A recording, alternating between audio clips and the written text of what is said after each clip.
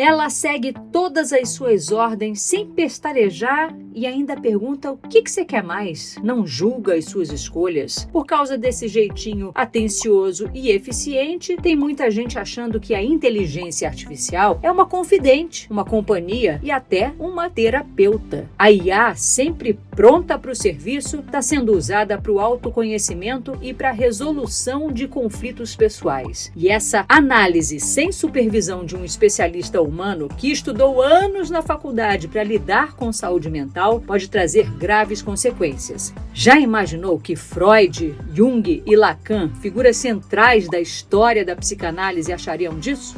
Eu sou a Renata Capucci e isso é fantástico.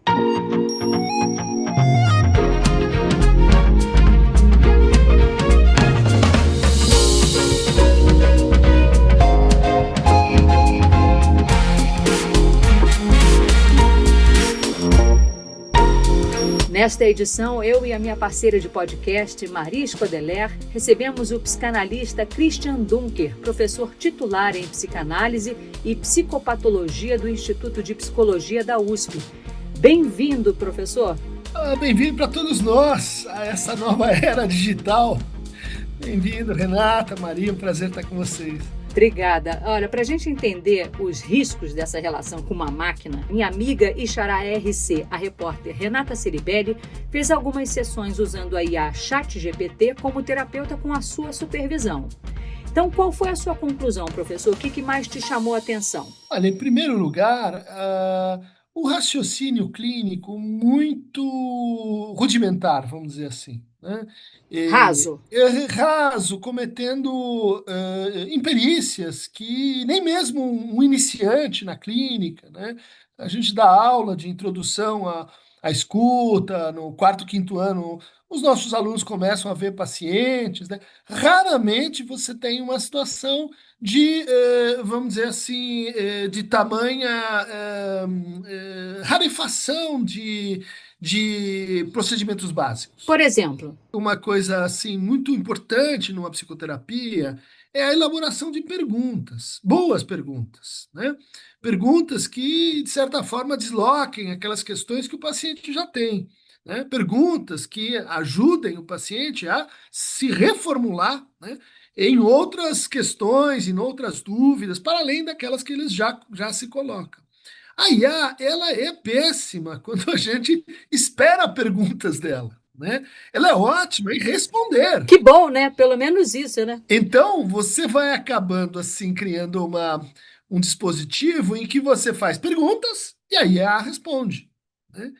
É assim, o beabá da psicoterapia diz, não responda. Quem tem que encontrar as respostas são o teu paciente, né? Às vezes você responde, mas é no sentido de deslocar a pergunta, é no sentido de ajudá-lo, né, a encontrar respostas melhores. Isso, assim, parece estar no núcleo, no cérebro, né, da IA. O segundo ponto, assim, muito simplório, é que a IA, seguindo um pouco a lógica dos algoritmos, ela tem uma atitude de confirmação, né? De reforço, de apoio, de basicamente dizer assim: olha, vai em frente, eu te compreendo, eu te apoio, siga aquelas que são as suas intenções ou inclinações. Mas isso é o que uma amiga faria, né? E não um psicanalista. Uma amiga das ruins, né? Uma boa amiga é aquela que te contraria, que fala, não faça isso. E essa tendência tem preocupado os profissionais da saúde mental, Christian? Olha, tem preocupado em dois sentidos, né? Primeiro, a gente vê que há um deslocamento de investimento de pesquisa, né? Um investimento corporativo, que já foi muito pesado no desenvolvimento de novos farmacoquímicos, né? De novas substâncias antidepressivas, antipsicóticas, e que então as patentes estão esgotando, então o investimento está migrando para onde? Para plataformas de apoio online, né? E isso, vamos dizer assim, sugere que há um incentivo, né? Que há uma expectativa muito grande de que a IA ela vai cobrir coisas que a gente não está conseguindo fazer hoje em termos de saúde mental. muita expectativa em cima disso não é legal, né? E o segundo ponto que preocupa a gente é que essa atitude de confirmação, de apoio, etc., ela pode ter um efeito de alívio, às vezes um efeito terapêutico mais local, mas que isso mantém problemas, vamos dizer assim, mais sérios, né? Ou escondidos ou suturados, né? Sim, você tá nervoso, agressivo, você chega em casa, toma um esquinho e fica mais tranquilo. Mas é legal você tomar um esquinho todo dia, dali a pouco você vai ter dois problemas. Você vai ter uma dependência de álcool e o nervosismo vai continuar. E a dependência emocional? A dependência emocional também é uma coisa muito traiçoeira aí, porque os algoritmos, que bom, pode ser que eles melhorem, pode ser que eles se tornem mais inteligentes. Muitos dizem que uma IA depende muito, né, do seu treinamento, dos inputs que você dá para ela. Ainda que no caso aqui desse experimento a gente tenha posto a obra do Freud, a gente tenha tentado, né, instruí-la bem. Mas, bom, isso pode demorar aí um tempo. Mas, de fato, quando você cria uma dependência baseada numa disponibilidade incondicional, né? Manhã, tarde ou noite, né? Plantão 24 horas, né? A qualquer momento você pode ter uma espécie de reforço narcísico, né? Que vai dizer, olha, nós te amamos, nós te aprovamos, tá tudo bem, vai em frente. Muitas vezes isso funciona, né, para reestimular a tua ligação para fora de si, para fora dos seus pensamentos, para fora das suas ideias obsessivas, né? Você se escutar falando ou se escutar escrevendo. Mas a ideia de que isso veio para ficar, né? É isso que a gente tem, então é nisso que a gente continua. Ela é potencialmente muito ruim, né? Porque você está produzindo uma dependência sem similar na vida real. Quem é que vai responder do mesmo jeito Fora, lá fora? fora que você estala o dedo, a IA está pronta para te atender, né? E o seu psicanalista ou psiquiatra não. E você está aprendendo isso. Você está aprendendo que existe uma resposta que vem quando você estala os dedos. Daí, quando você vai para a vida real, Uhum. quando você estalar o dedo e não vier ninguém, a dor multiplicou por 3, depois por 5, depois por 10. Mas isso tudo pode ser algum complemento à terapia convencional? Existe algum ponto positivo?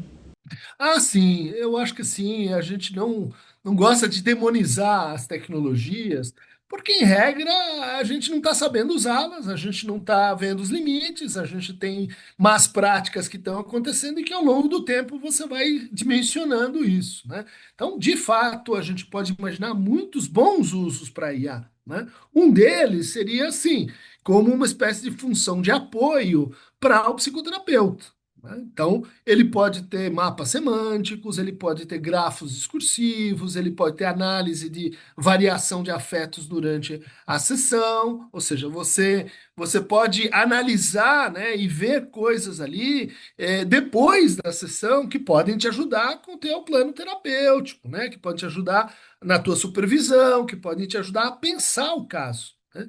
Mas isso é diferente da interação direta com a máquina, né? É como se fosse um recurso que potencializa o que uma psicoterapia já pode fazer, né? Mas você não acha que essa tendência também desvaloriza um pouquinho o trabalho do psicanalista? Porque a gente tem que ressaltar, né? Como é que é feita uma sessão. O que o profissional Uhum, de saúde mental analisa? Ele guarda aquele momento. Eu estou falando da minha psicanalista, por exemplo. Guarda coisas, sim. memórias, coisas que eu disse para ela 15 anos atrás. E aí ela vai, Uhum. correlaciona, te faz refletir, coisa que a IA não faz. Isso que você observou é muito pertinente, né? No fundo, os terapeutas e psicanalistas, eles vão criando uma memória, né, do que foi dito, uma maneira de lembrar que não é linear e não é totalitária, né? Para a gente lembrar de algumas coisas, a gente vai esquecer de outras, né? E é como se fosse uma árvore, né, que você vai criando, por isso que cria esse efeito de, puxa, anos depois você se lembra daquele sonho. Por quê? Porque aquilo faz parte de uma lógica, né? Uma lógica que você foi construindo. Quando você lembrar de tudo, você vai perder essa habilidade memorial, vamos dizer assim, né? Quanto a desvalorizar a psicoterapia e a psicanálise, e eu lembraria um pouco o efeito que a gente teve quando chegaram os antidepressivos em terceira geração, né? O Prozac, as medicações aí nos anos 80 e 90, que prometiam o quê? Os psicoterapeutas vão acabar. A gente tem as drogas da felicidade, agora todo mundo vai tomar antidepressivo, você não precisa ir, pagar, falar, sala de espera, a gente toma uma pílula e vai ficar muito melhor. Muita gente falou, ih, eu vou perder o emprego, né? Eu não vou ter mais o meu ganha-pão. O que aconteceu ao longo do tempo, né? Hoje a gente tem uma população altamente medicalizada, né? É difícil alguém que não tome alguma coisa para dormir, para transar, para viver, para suportar a vida, bom, e isso, vamos dizer assim, ajuda, mas não resolve, né? Ou seja, no processo as pessoas aprenderam a se observar, levar em conta o seu sofrimento, pensar o que é um sintoma, e isso aumentou a demanda por psicoterapia, por psicanálise, que é o que a gente está vendo hoje. Estou te ouvindo falar e estou pensando aqui, um dos pontos ressaltados pelos usuários dessa terapia da inteligência artificial é a empatia. As pessoas se sentiram acolhidas. Te pergunto, é carência? É curiosidade? O que leva alguém a bater um papo cabeça e abrir detalhes íntimos da sua vida para uma máquina que a gente não sabe o que um dia vai fazer com essas informações? Você tem toda a razão, né? Os algoritmos são opacos, né? Essas informações, onde é que elas vão ficar, né? Conheço muitos analistas que diziam, eu não tomo notas, né? Porque eu posso morrer. E quem é que vai cuidar dessas notas, né? Quem é que vai garantir que essas notas não vão parar em algum lugar, né? E isso é uma preocupação para todos os clínicos. Isso está em jogo, né? Nessa abertura. Mas, por outro lado, o termo técnico empatia não se aplica aí, né? Porque empatia não é você se identificar com o outro, né? Não é você ser confirmado, valorizado pelo outro. Passar pano, né? É você dividir aflições, né? É você dividir Uhum. incertezas, e caminhar junto com indeterminações. O algoritmo não faz isso, né? Ele consente, assente, reafirma, mas ele não divide, né? É até um problema quando você decide dar um nome, né? Olha, eu quero um psicoterapeuta que ele chame-se Fritz. Fritz sou eu ou você? Ah, não sei. Você é que chama Fritz. É uma encrenca, tudo que tem que ver com o intersubjetivo, né? E isso destrói, né, a verdadeira empatia e o pior, é um efeito danoso, né? Confunde a empatia com a identificação, né? Com a resposta à demanda, com alguém que está simplesmente, né, funcionando como um espelho, né? O analista, ele é um tipo de espelho, mas é um espelho deformado, né? É um espelho que não funciona muito bem. Se você for um espelho perfeito, tem um em casa. Para que você vai sair de casa e falar com alguém, né? Falando nisso, assim, quem faz terapia já sabe que quase sempre nas sessões tem uma boa dose de desconforto. É necessário isso, o senhor Exatamente. concorda? É. Exatamente, né? É aquela piada do Woody Allen, né? Que se tornou famosa. Quando você precisar de um analista na Quinta Avenida e as sessões custam US$ 5.000, você não vai encontrar. Porque quem vai te contrariar a partir do risco de perder um paciente paga US$ 5.000 a sessão, né? Você, no fundo, é pago com todo jeito, com todo carinho, com toda vamos dizer assim, a astúcia, contrariar o teu paciente, né? Dizer aquilo que ele não está conseguindo ouvir, que ele não está conseguindo pensar, aquilo que causa angústia, né? Mas é aquela angústia necessária para você se transformar. Perfeito, uma boa psicoterapia envolve momentos, às vezes períodos muito penosos, né? E não é à toa que é um ato de coragem, ou como a gente brinca, né? A psicanálise é um esporte radical, né? Semelhante a pular de paraquedas, levantar, subir no corcovado, né? E a gente entende que as pessoas fujam, não queiram, né? é uma confrontação, né? Com seus fantasmas, seus demônios. Agora, professor, em um momento assim que se fala tanto de saúde mental, é um certo paradoxo que tanta gente não tem acesso a uma boa terapia, ou por falta de informação, mas falta de Uhum. dinheiro mesmo, né?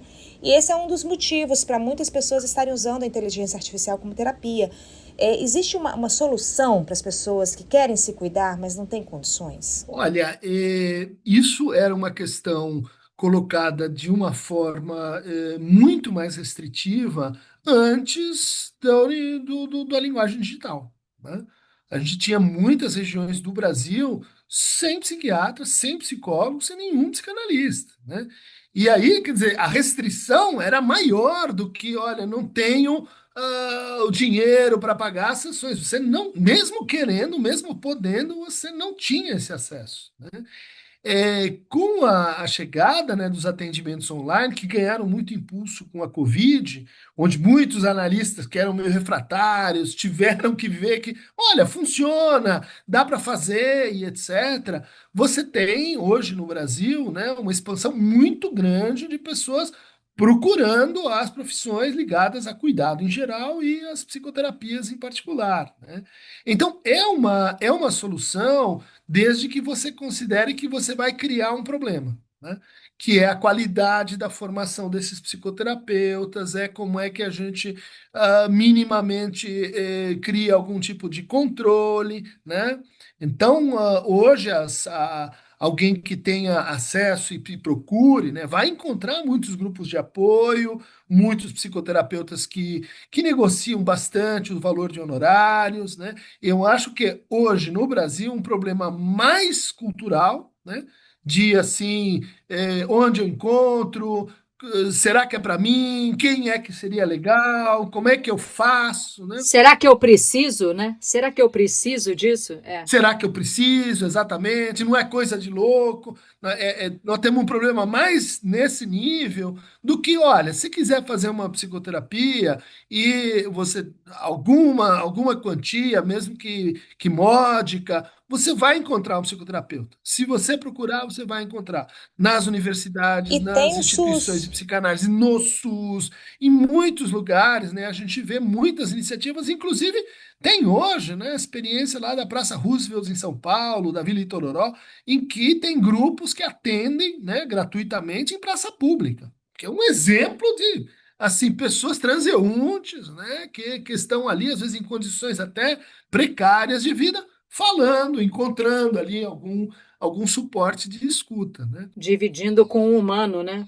Existe esse problema, existe uma restrição de acesso, né? Principalmente quando você vai falando em profissionais mais qualificados, vamos dizer assim. Mas a base, ela aumentou muito, né? Hoje a gente tem uma estatística que diz assim: 16% da população brasileira toma alguma medicação psicotrópica e 5% faz ou fez psicoterapia. 5% para tamanho Brasil é muita coisa. É muita gente, né? Tá, não é suficiente, vai crescer, mas nós não estamos mais falando numa coisa que é, assim, privilégio de uma elite super qualificada, classe A, etc, etc. Que bom, mas como hoje o nosso assunto é inteligência artificial, a gente fez um teste. A gente pediu para a IA uma sugestão de perguntas para esse podcast, tá? Então Tá. seguem duas delas aqui. A primeira: você confia em compartilhar tudo com a IA ou guarda algumas coisas para um terapeuta humano? Que tal essa pergunta? Ah, eu diria que era uma pergunta assim que dificilmente você vai encontrar um paciente que faça algo análogo, né? Do tipo assim, olha, eu posso confiar, você vai manter sigilo, você não vai, a não ser que seja uma criança, por exemplo, né, que não tem muito ideia, né, ainda, culturalmente falando, de que não, a psicoterapia você não vai revelar sigilos, é parte, né, já estabelecida. A ideia da pergunta é um pouco como você me fez, né? Quer dizer, eu não sei com quem eu estou falando, portanto, E a relação de confiança, ela está em aberto, né? É uma pergunta assim, como é que a gente responde? Que resposta possível seria razoável nesse momento, né? É uma pergunta, vamos dizer assim, meio aberta demais, né? Um pouco fora do contexto pragmático e um pouco eh, longe, né, de uma resposta possível. Uma pergunta bem IA. Certo. A segunda, a gente até falou aqui um pouquinho sobre a resposta, que é: acha que a IA pode substituir completamente a terapia tradicional ou vê como algo complementar? A gente conversou um pouquinho sobre isso lá em cima. Então, a gente falou sobre isso, mas eu acho que é um bom exemplo para a gente analisar como pensa a IA, né? Muita gente não tem assim muita imagem de por que ela é tão ágil, por que ela faz perguntas, né? Ela pensa estatisticamente. Ela pega um aglomerado gigante de frases, de orações, de períodos, de livros, né? E conta a frequência com que as palavras se associam, né? Então, quando você faz essa pergunta, ela vai no banco de dados de perguntas mais feitas, né? São as perguntas que as pessoas estão fazendo e que ela seleciona e diz, então, essas são as melhores, né? Mas, no fundo, essas perguntas são, né, quer dizer, a gente está discutindo aqui a diferença entre o homem e a máquina. Tá, isso desde que inventou-se a tecnologia, a cada vez nós somos como relógios, nós somos como máquinas a vapor, nós somos como livros, nós somos como computadores. Essa é uma questão de base, de fundo para todo mundo que discute, né, inteligência artificial e tecnologia, né? Toda nova invenção tecnológica cria uma versão humana sobre ela e recoloca essa pergunta, né? As pessoas têm essa pergunta, né? E ela é um pouco assim, né? Sim e não. Depende de como você usa, né? Depende de qual é o contexto, depende de qual é a IA. Você consegue me dizer como é que a IA realmente funciona? Qual vai ser o algoritmo que eu vou ter? Daí eu vou ter condições de responder isso para você com mais fidelidade e rigor, né? É isso, professor. As tecnologias, não podemos negar, claro, vieram para nos ajudar, para somar, mas que a gente não se esqueça de sempre valorizar o que uma máquina jamais terá: a vida, os Uhum, dilemas, as nuances, os altos e baixos, a nossa uhum. capacidade de pensar e de dividir as nossas dores e amores com outras pessoas. Isso é que nos molda. O olhar humano sobre a vida jamais vai ser igual ao da inteligência Uhum. artificial, não é isso? Eu cresci ouvindo essa máxima. Fantástico é o show da vida. Não é o show da máquina, né? Não é o show digital, é o show da vida, né? As máquinas e os objetos estão aí para a gente usar na coreografia, na música, nas câmeras. Tudo isso é decisivo para que o show da vida aconteça. Mas o show da vida é outra coisa, né? Professor, muito obrigada. Foi um prazer ter você aqui com a gente. O prazer é meu. Renata, Maria, muito legal aqui a conversa. Espero que tenha ajudado aí a gente a lidar, né, com essa assimilação de uma nova tecnologia, de uma nova técnica que vai ter sim, tem sim aspectos positivos e aspectos não tão positivos. Esse episódio foi editado pela Raíza Carvalho com supervisão da Perla Rodrigues. Obrigada pela companhia, por ter tirado um tempinho do seu dia a dia corrido para escutar o nosso papo. Semana que vem tem mais. Isso é fantástico!